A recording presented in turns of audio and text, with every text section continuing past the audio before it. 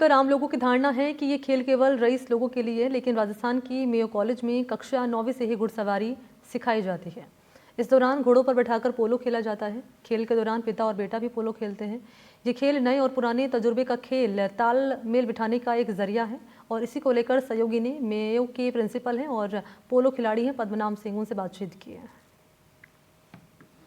राजधानी जयपुर के polo ground के अंदर आज मैच हुआ है, जो कि ओल्ड स्टूडेंट और न्यू जो स्टूडेंट रहते हैं उनके बीच में। और मैच के अंदर कई दिलचस्प दृश्य भी देखने को मिले। मेरे साथ मेयो कॉलेज के प्रिंसिपल हैं, उनसे ही जानेंगे। क्योंकि सर, जिस तरीके से देखा जाता है कि मेयो कॉलेज का इतिहास रहा है कि 150 साल पहले देखा जाता है कि राजा महाराजाओं के जो राज परिवार से जो लोग रहते थे वही जाते थे, लेकिन अब ट्रेंड चेंज हो चुका है। अब पब्लिकली कोई भी उसमें जा सकता है क्या? जी, तो ठीक कहा आपने। अगले साल हम 150 साल मना रहे हैं और ये संस्था बनी थी, अंग्रेज़ों ने बनाई थी राजा महाराजाओं के लिए, लेकिन 1947 के बाद ये अब पब्लिक के लिए भी खुल गया है। और अब अगर आप देखें तो करीब 15-20% लोग राजस्थान के हैं, बाकी पूरे देश के यूपी, असम, बिहार, राजस्थान, पंजाब, गुजरात, महाराष्ट्र, तो एक पूरा एक नेशनल ये बन गया है।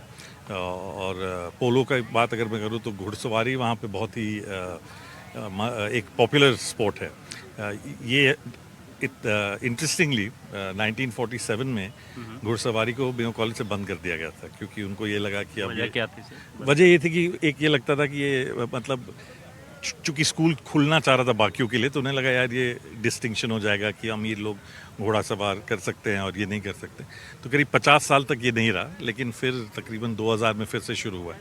और जैसा कि आप बहुत सही जो आप कह रहे थे कि अब हर वर्ग के लोग जो वहाँ पे हैं। लेकिन सर, मैं अभी हिस्ट्री भी पढ़ रहा था मेयो कॉलेज की, तो पहले ये था कि जो भी लोग आएंगे, जो भी स्टूडेंट आएंगे, उसके अंदर अपने खुद के घोड़े लेके आते थे, फिर घुड़सवारी सीखते थे और पोलो जैसे खेल है वो खेलते थे। लेकिन अब क्या है कि स्कूल की तरफ से ही 75, जैसे आपने बताया कि घुड़सवारी के लिए घोड़े, तो हमारे पास करीब 75 घोड़े हैं, स्टेबल्स है, पूरा टीम एक है जो सब।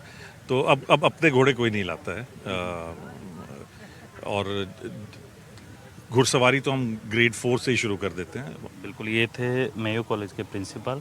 लेकिन आपको मैं दिखाना चाहूँगा कि ये जो खेल है, ये पुराने ज़माने जब राजा महाराजा रहते थे उनके द्वारा जो खेला जाता था, लेकिन अब समय बदला है, समय के अनुसार रीति और नीति भी बदली है और अब आप देख सकते हैं कि हर कोई ये खेल खेल रहा है। मेरे साथ पद्मनाभ सिंह जी हैं, उनसे भी मैं बात करूँगा।